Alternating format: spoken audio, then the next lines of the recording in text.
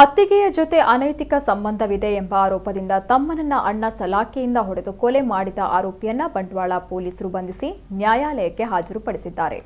ನ್ಯಾಯಾಲಯ 15 ದಿನಗಳ ಕಾಲ ಆರೋಪಿಗೆ ನ್ಯಾಯಾಂಗ ಬಂಧನ ವಿಧಿಸಿದೆ. ಪಾಣೆಮಂಗಳೂರಿನ ಬೊಂಡಾಲ ಶಾಂತಿಗುಡ್ಡೆ ನಿವಾಸಿ ರವಿ ಬಂಧಿತ ಆರೋಪಿ. ಪಾಣೆಮಂಗಳೂರಿನ ಬೊಂಡಾಲ ಶಾಂತಿಗುಡ್ಡೆ ನಿವಾಸಿ ಸುಂದರ ಎಂಬಾತನನ್ನ ಶುಕ್ರವಾರ ತಡರಾತ್ರಿ ಕೊಲೆ ಮಾಡಿ ಆರೋಪಿ ರವಿ ಪರಾರಿಯಾಗಿದ್ದ.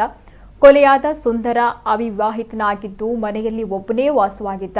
ಆತನ ಮನೆಯ ಸಮೀಪದಲ್ಲೇ ಅಣ್ಣನ ಮನೆಯಿದ್ದು ಅಲ್ಲಿಂದ ಅತ್ತಿಗೆ ಊಟ ತಿಂಡಿ ನೀಡ್ತಾ ಇದ್ರು. ಸುಂದರನಿಗೆ ಆತನ ಅತ್ತಿಗೆಯ ಜೊತೆ ಅನೈತಿಕ ಸಂಬಂಧವಿದೆ ಅಂತ ಆರೋಪಿಸಿ ಆತನ ಅಣ್ಣ ರವಿಗೂ ಪದೇ ಪದೇ ಜಗಳ ನಡೀತಲೇ ಇತ್ತು. ಶುಕ್ರವಾರ ತಡರಾತ್ರಿಯೂ ಅಣ್ಣ ತಮ್ಮನ ನಡುವೆ ಜಗಳ ನಡೆದಿತ್ತು. ಸುಂದರ ಬೊಬ್ಬೆ ಹೊಡೆಯೋದನ್ನ ಕೇಳಿ ಮತ್ತೋರ್ವ ಅಣ್ಣ ರಮೇಶ ಹೋಗಿ ನೋಡಿದಾಗ ರವಿಯು ಸುಂದರನಿಗೆ ಅಡಿಕೆ ಸಲಾಕಿಯಿಂದ ತಲೆಗೆ ಹೊಡೆದಿದ್ದು ಆತ ಮೃತಪಟ್ಟಿದ್ದಾನೆ. ಬಂಟ್ವಾಳ ನಗರ ಪೊಲೀಸರು ಕಾರ್ಯಾಚರಣೆ ನಡೆಸಿ ಆರೋಪಿ ರವಿಯನ್ನ ಬಂಧಿಸಿ ನ್ಯಾಯಾಲಯಕ್ಕೆ ಹಾಜರುಪಡಿಸಿದ್ದು ಆರೋಪಿಗೆ 15 ದಿನಗಳ ಕಾಲ ನ್ಯಾಯಾಂಗ ಬಂಧನವನ್ನ ವಿಧಿಸಲಾಗಿದೆ.